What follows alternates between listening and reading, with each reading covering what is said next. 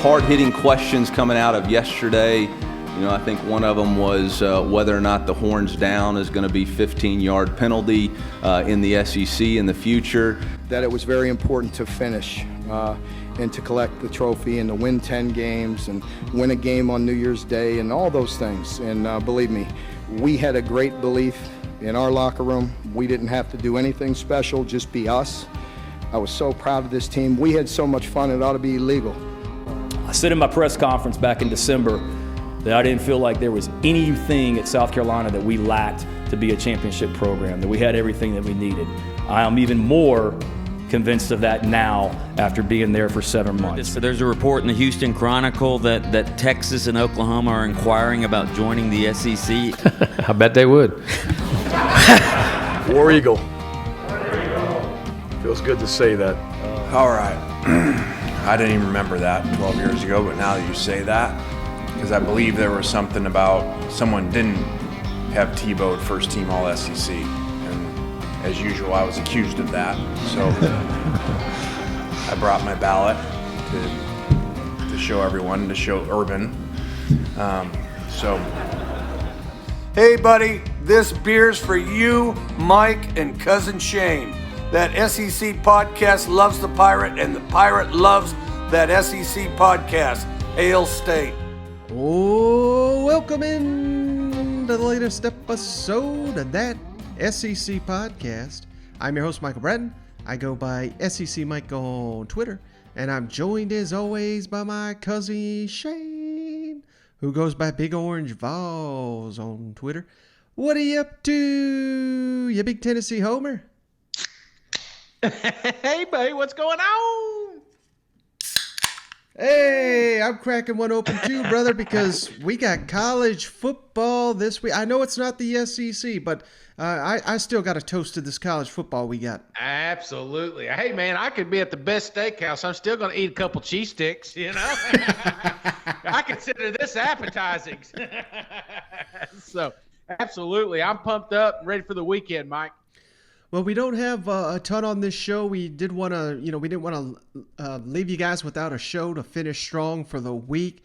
But before we get into what we got, Shane, we wanted to make note, something, this is on me, so it's my fault, but we kind of forgot all about the call-in line since we've gone to video, just been so busy. But don't forget, guys, we've got a new call-in line, and that number is 615-800 Love, baby.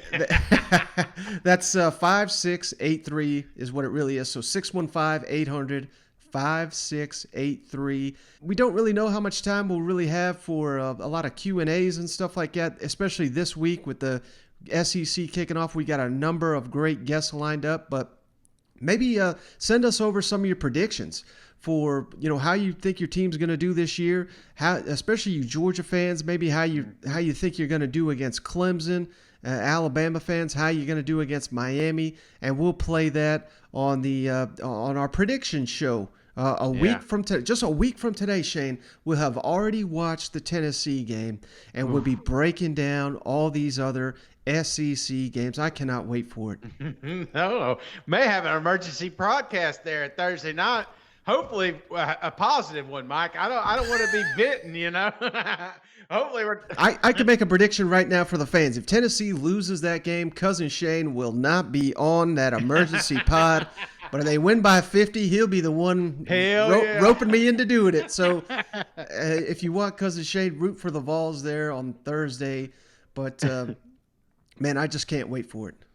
Me either, man. Yeah, get your projections in and let us know. Who do you think? I mean, odds are one of the SEC teams are going to win the national championship again. Mm-hmm. Who is it? Is it your team? Is this the year that the LSU Tigers get back on top? Is this the year that Arkansas surprises the nation? Is this there's just so many things. I don't think it's going to be Alabama, Mike. I mean, I may be wrong, but I'm thinking it's going to be another team in the SEC, and I want to hear the fans' projections and predictions of what they think.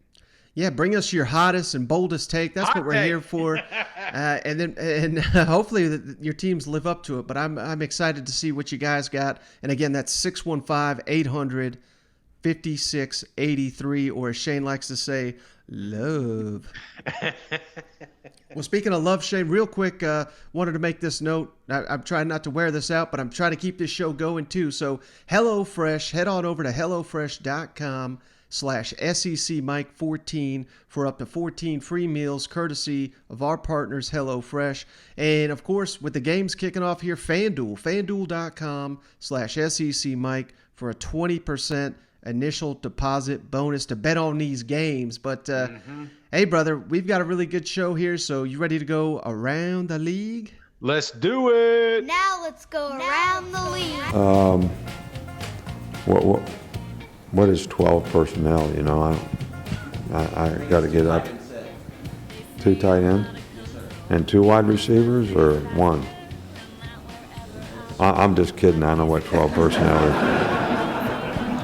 So, Worry about playing Alabama. I can't figure out whether or not the Big Ten and Pac-12 are going to yo-yo around and play football with us or not. I mean, they're playing great. Love it. Love the game. Awesome game. It's unbelievable for our country.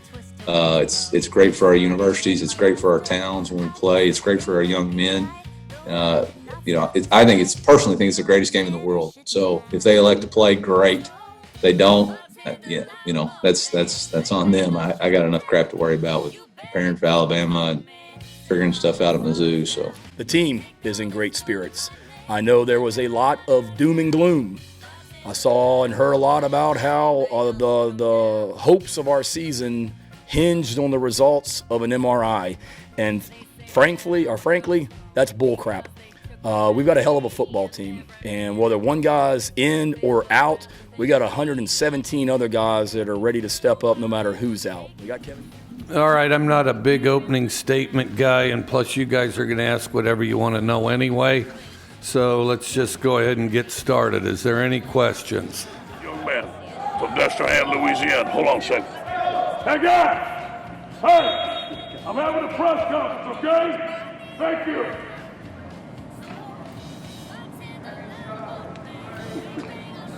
Great young man. All right, real quick, we've got some terrific comments here from Sam Pittman, but I do want to start real quick in Baton Rouge, Shane, because remember what I said on this show, and it looks to be 100% true so far, this alliance of idiots that we got going on. The very next day after they have announced this thing, what did the Pac-12 come out and say? We're scheduling LSU in Las Vegas for the 2024 opener. That's where the Raiders now play. So, I mean, it just goes to show you that they all need the SEC. I mean, this just goes to show what the hell this crock of crap, this alliance really is. The USC Southern Cal, the game they're going to make more money than any other is going to be this LSU opener in 2024. And hell, I didn't even realize this. LSU scheduled to play UCLA in 2024 too. So, I mean, come on, this is just a joke. You know what this reminds me of, Mike? Reminds me of those nerds back in grade school. They're sitting there, everybody's playing kickball or something like that, and you look over and there's a little pack of them sitting over there, and they're like, "Hey, man, let's be blood brothers, let's make an alliance." And then they go to like poke themselves and like, no, I don't want to bleed though, let's just pretend that we're blood brothers. Right. That's what this alliance is, Mike. It's fake. It's just noise outside the SEC. They know this is the conference that makes the machine run. Okay, we are the motor, and nothing's going to change. I don't care how many blood packs they make out there at the playground area. It doesn't matter. It's going to keep scheduling the SEC teams because that's what pays the bills.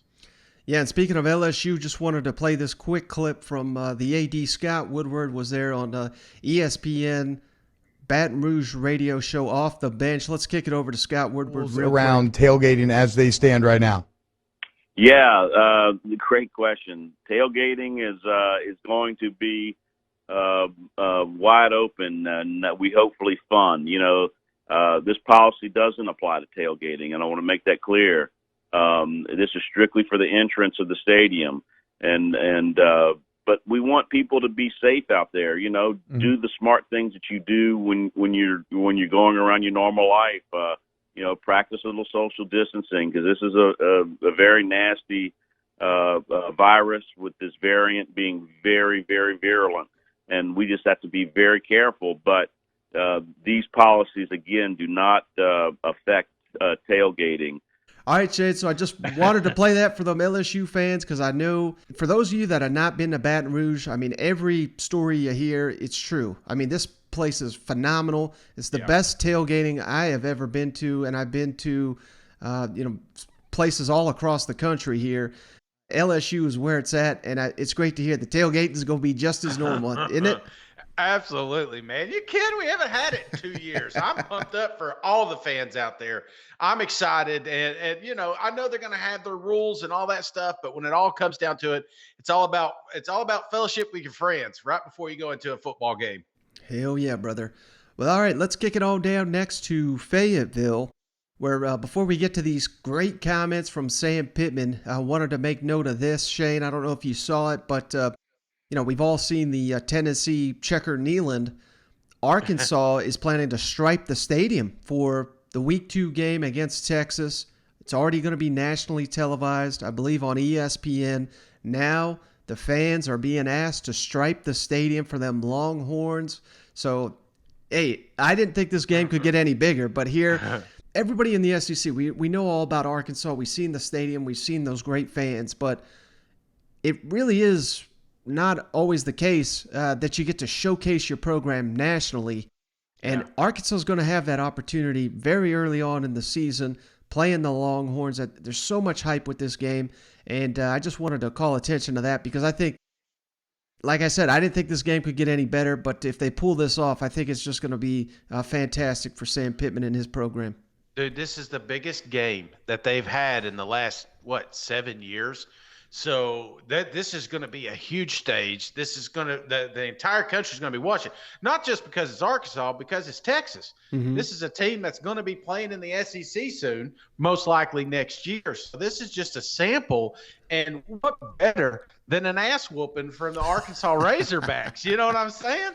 Forget striping the stadium, stripe that ass when they get in there. That's what I say. So, I'm pumped up for this game, and I just hope that it is a absolute bloodbath. Well, I know someone that agrees with you, Shane, and that's Coach Pittman, who recently spoke with the Little Rock Touchdown Club. And these are some of the best comments we've had from Sam Pittman since he got to Arkansas. Man, would it be great if every press conference was at one of these touchdown clubs? Who knows what we'd get from these guys? You know what? I love it, man. They got more beers in them than I do right now. I love it. I'm telling you, Sam's about to come out here in a minute. Pull up a seat. Pull over on the side of the road if you're listening to this on your way to work, because Sam had me in stitches, man. Yeah, and how great is it, he's not trying to bend the rules here, but I guess you could say he's trying to level the playing field with all the big money people there in the state of Arkansas, and that's kind of what I see coming with this NIL. Think of it what you will, but this is an opportunity for a lot of these programs to make their programs stack up with the best of the best. And I just think this is interesting comments from a head coach. We came in and there was really, I wanted to be a sloganless football team. Everybody said, hey, what's your slogan? I ain't got one. I mean, win a game. I don't know what it is. Score more points than the other guy. That's my slogan. And so we beat Mississippi State. And we had to turn that damn jukebox on. It had nothing to do with me. So I'm so embarrassed because I said we're going to be a blue-collar, hard-working, tough, after deal, no slogan. And then everybody got to turn the damn T-shirt on. Or, yes, sir, And anyway, I do know this, that whatever I say, y'all listen, because Sam's Club's tearing it up with yes sir T-shirts in there. Whenever I got offered an O-line job at Alabama, and when I was here the first time, and I was talking to his agent who had called me about it, and I So I don't think I can do that. Hell, I'm at Arkansas. I don't want to go there, And he said, I said, plus he's never, he never told me how much money it is. And he said, well, Coach said Arkansas got money, plenty of money too. And you know what? We sure do, And so in the NIL situation, who else you going to give it to? The pro team? No, they're not one. You know what I mean? So our NIL for us can be very, very positive for us. Now, if it was up to me, like our O-linemen, they got a barbecue deal, So there's two things I want to comment. Thank you. I don't know why I thanked you, but so the barbecue, yes. So our O-line gets a barbecue deal. There's two problems with it. Number one, I didn't get involved in that either, Judy. And number two, did I forget number two? Number two, if it was up to me, everybody on the team would get the barbecue deal. So I walked in because I'm nervous because the guys, they're thinking I'm Mr. NIL and I'm not. I'm Mr. Out of It. I don't want nothing to do with it. I mean, can you imagine, hey, I'll give you a Mercedes. You enjoying your Pinto? I mean, you know what I mean. I'm not getting involved in that. So any help? I don't know if I can even say any help, so I'm not going to say it. So I don't know if I don't want to get in trouble. But we do have NIL at the University of Arkansas, and it only functions if people,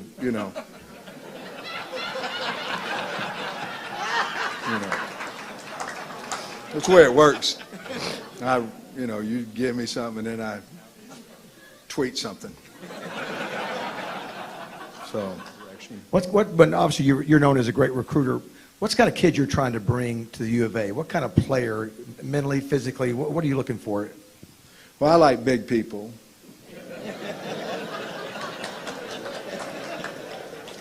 And I used to be slim, but I wanted to like myself more, so I gained weight. But all right, Shane. So, how great, from NIL to loving the big people, the jukebox comments, these are fantastic. You know what? Golly, I think I would have paid money to watch this thing, Mike. Are you going to is this thing on our YouTube channel? Did you Absolutely. put this one? Okay. Yeah, man. I'm going to, as soon as we get done here, I got to watch this. I got to watch the video because I'm visualizing, what's his name? The comedian, that tater salad. What's his name? Ron White.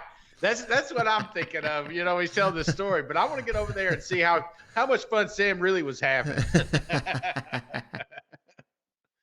Well, speaking of fun, Shay, let's kick it on down next to Starkville real quick where, hey, we've been saying it for weeks on end here, but Will Rogers, starting quarterback, in our book, QB1 there for the Mississippi State Bulldogs after what we saw from him as a true freshman.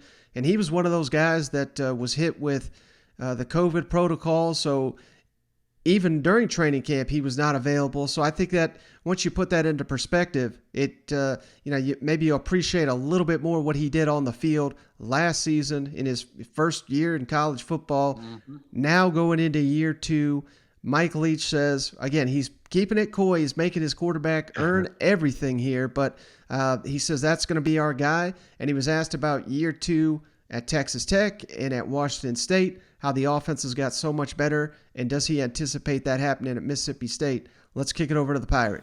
Have you decided on a starting quarterback at this point yet? If we were to play today, it would be Will. What's maybe he done to separate himself from the other quarterbacks? Consistency, I'd say, would be the biggest thing, because I think as far as just throwing the ball, they all do a pretty good job of that, and then they have various other physical attributes, but he's a very committed guy as far as watching film, and has thrown with these guys more than anybody else, although it really hasn't been as much as, once you get a really established situation. He provides more consistency. Is there still time, like in the next week and a half, for that to change, or is Will pretty much locked in? It's hard to tell. Difficult to say. We'll see. Coach, you obviously, looking at the scrimmage, it seemed like the offensive line, at least the starting five, and a couple of rotation guys are kind of set going into the season. What have you seen from that group, and any guys in particular caught your attention? I think they're better. I think they're definitely better. I think they're playing together better. I think that, I think collectively they have a higher sense of urgency. They're still a very young offensive line, but I think some are drawing on the experience they got last year. And then we've got some pretty good reinforcements. And then, we're not great there, but we're a work in progress, but we're getting better. And so I do think they've made steady progress. I think we have probably 7 we could play with right now. Whether it be Texas Tech or Washington State, wherever you were, your offense has made a big jump from year 1 to year 2. Do you think that was mostly a result of just repetition? Do you see a bit of that from your team this offseason? I think it's repetition. I think it's timing. I think people get used to being where they're supposed to be, with more consistency. Then I think the quarterback identifies it, and then it all kind of works together. If you run 5 routes, I think if you do it with precision, everybody's in the right place. It makes it sharper, makes it harder to cover, makes it more sudden as far as getting the ball to somebody. And then, of course, you got to protect up front, and that's the most important position on the field is the O-line. So, yes, I do think it definitely helps. All right, Shane. So if nothing else, man, I think Mississippi State fans got to get fired up for this because, it's that year 2 bump, man, and it's not just the overall system, it's the quarterback. Like I said, going into his 2nd year ever at college football, and if that Mississippi State offense starts humming, they're going to be a very dangerous team this fall. Absolutely, man.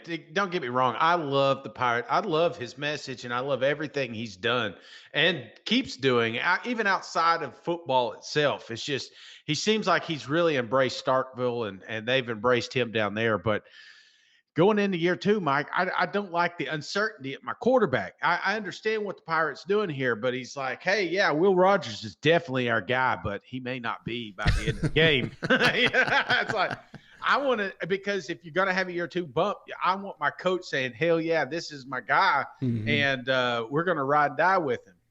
No, you make a good point there, and that's something that our next coach, he's already doing. So let's jump it down to Tuscaloosa real quick, where Nick Saban was asked about Bryce Young during his most recent press conference. And interestingly, he had nothing but praise for a guy that's never started a game there in Alabama. But Coach Saban is more worried about the pieces around him stepping up. And he even got a punter question, which was pretty funny. Nick, what do you like the most about Bryce? What impresses you just the most so far? Bryce has a really good knowledge of the offense. He's a very bright guy. He makes good choices and decisions. He has a really good feel in the pocket. And he's played really, really well. We want to continue to try to develop the kind of timing in the passing game that we need with the new receivers, with the people in the passing game, to do the little things right so that we can be a little more accurate, a little bit more consistent. But I think that's a combination, not just of the thrower, but also of the route runner, because you're expecting him to do one thing and he does something else. So those are all things that we're working on really hard, but I've been really pleased with Bryce. I've been pleased with his attitude. I've been pleased with his performance. And we just got to get the people around him to play a little better on a more consistent basis. Earlier this month, you talked about James Burnup. He's a guy with a lot of different kind of kicks in his arsenal. How comfortable are you kind of letting him do those? Or are you just going to stick more to the traditional punts? Well, we basically have him, going over with the rugby team every day so he can play rugby and feel more comfortable, doing that.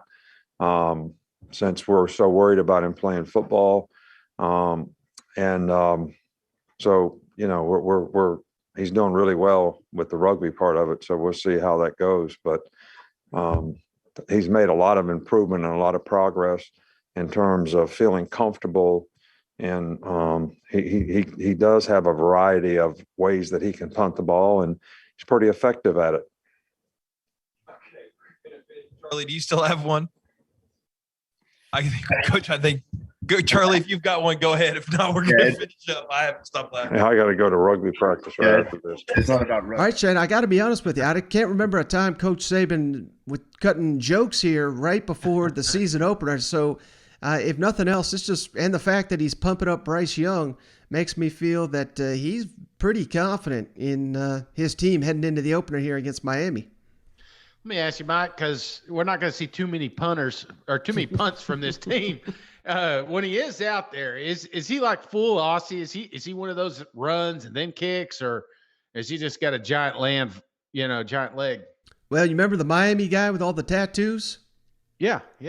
I think he's like that guy minus all the prison tattoos. You know what I mean? So, okay. Most of these Australians, man, they're tough punters. Yeah. You know what I mean? Like they'll mix it up. They'll do the running, they'll do the kicking, and who knows? We may even see Alabama the 1 or 2 times they do punt per season. They might even throw a trick in there now that they got an Aussie. You know what? Okay, all right. No, I was just curious. Yeah, that's probably the last time we're going to talk about punting with Alabama, but the old Aussie jokes, I like that. I do want to back up just a step here, man. What do you think? What do you think about this? Because I'm hearing different things coming out of camp. Some I'm hearing the praises, all the All-Americans they're going to have, and then on the other side of the coin, I'm hearing a lot of people just dragging. They're not putting 110% in. That's even your coaches have come out a few times and talked about some of his star players about them not giving everything and nothing's earned. It's just. Or, it's got to be earned and not given. So I'm just curious, your opinion, what are you hearing as an insider? Well, I think more than anything, you might be onto something there. That's why these kind of Saban comments caught me off guard here, because it certainly sounds like, it was just about a week ago he was talking about how, we got to get rid of the rat poison, and some of our younger guys are not really handling it like we thought they would, and then our more experienced players are getting all these accolades, and they're concerned about living up to it, and that's when he was talking about the rat poison. So I don't know. I would just imagine that they have really responded to that challenge, and maybe that's a little bit easier to do with instead of playing Alcorn State in the opener, you're playing Miami on the road. So you got to get locked in for a game like this. And Nick Saban's teams historically always beat the hell out of whoever they open the season with. Now, of course, they're always, one of the best teams in the country. So maybe that's part of it as well. But I just think, for all the credit he gets for being a great recruiter and a master at just organization, he also seems to be a master at pushing the right buttons at the right time. Depending on the pulse of his team. And like I said, I don't think if he was too concerned about it, I don't think a week after making those rat poison comments, he'd be sitting here joking about his punter. Yeah, no, I got you, man. I was just curious. All right, Shane. So, hey, that's pretty much all we got on this show. But I do want to close on this note because, hey, we've got some games here. Week 0, they're not the greatest of games, but, I just want to recap what we do got to look forward to this weekend. We got Nebraska at Illinois. And don't forget Brett Bielema now. He's the head coach at Illinois. What time's this one? This is at noon Eastern time, and it's nationally televised at Fox. So that's just noon Eastern. Okay, I'm sorry. Yes, sir. I didn't know if you were throwing that Nashville time at me. Okay. All right, this is a good nooner right here. Okay, watch him. Who you got? I don't have a favorite here, but I think Nebraska takes a step forward. So I'm going to go Nebraska. Yeah, I mean they may run Scott Frost out of the damn state if they don't win this one. You know what I mean? Absolutely. No, I'm going Nebraska here. And then we got, I can't believe I'm even mentioning this, but this is one of the marquee ones here. UConn at Fresno State. Ooh, a lock of the week. 1 o'clock Eastern on CBS Sports Network. I think I'd lean towards Fresno on this one. How about you? Yeah, I'm going to say Fresno just because when I think of Fresno State, I think of that coach they had a few years back with the handlebar mustache. Oh, yeah. That's the only time I remember Fresno State. So, and I hate UConn. So let's go Fresno State here. All right. And here's the, if I can even do this, big game of the week, in my opinion. Hawaii at UCLA at 2:30 Eastern time on ESPN. And the only reason for me it's a game of the week, Shane, of course, LSU plays UCLA next week. Yeah. So I really want to see what the Bruins got here with Chip Kelly. Doesn't seem to really have that momentum he did when he was at Oregon in the NFL. So it's time to see if this is his best team at UCLA or not. Yeah, I want UCLA to win here, and just because I don't want an 0-1. I mean, I think it takes a little bit from the LSU win that's coming around the corner here. So give me UCLA in this game. All right, and then we got UTEP. Ooh, you can't sleep on them tips at New Mexico State, where I think Terry Wilson, maybe he's either the quarterback there or at New Mexico. I don't know the difference between those two, to be honest with you. Yeah, and then we got UTEP. Wait. So this is UTEP Miners versus the Lobos, right? Is that what they are? The Miners? I couldn't even tell you. Little orange. Just in case, I'm going to go Lobos. Okay, yeah. You're going Lobos. Yeah. I don't even know if that's televised, but we'll find out about that one day. And then last, this is hilarious. Southern Utah at San Jose State. Southern Utah. That sounds like a made-up program. That sounds like something you did on NCAA. I was about to say, I think I had a dynasty with San Jose State back in the day. That's right. So give me San Jose. Maybe they could get the SEC bid, Well, brother, that's all I got, man. I'm ready to fire up these games and down some beers, and I hope everybody has a great opening weekend, if you can call it that. It's more like you said, an appetizer more than anything else. But enjoy every second of it. You know what? Yeah, man. There's not another weekend without college football. And just think about that. Thursday we're going to have Tennessee playing, so we'll have SEC play here sooner than later. And then after that, man, it's every freaking weekend. I thought this would never get here. It's finally here. I've been watching hot videos, Mike. I'm going to get them out on our YouTube channel. I'm going to get them out on our Twitter channel. But man, it's hot time, baby. It's ready to get them hot videos out. Those game entrances. Somebody sent me one. Freshwater sent me the South Carolina sandstorm, and I'm watching, man. I got goosebumps. So it's time, man. Loud ass stadiums, fans pumped up, fans out there getting drunk before the game. I love it. It's here, baby. Absolutely. Well, Shane, that's all we got on this episode. Hope everybody has a good weekend. And next weekend when we show up, it'll be game week, baby. So look forward to that. Appreciate each and everybody hanging out. I appreciate you, Shane, for hanging on. Catch you on the next one. All right. See you guys. Go Vols. Shit. Cut off here. Hold on. No. Busy. Movie recording has been stopped. Ah, God damn it. What? Hold on. Okay. My card. The card is full. Oh my God. So I either have a backup. I'll look for the backup real quick. Or I'll delete something. It'll just take a second here. Okay. Hold on. Oh shit. There's a light behind me too. Kind of out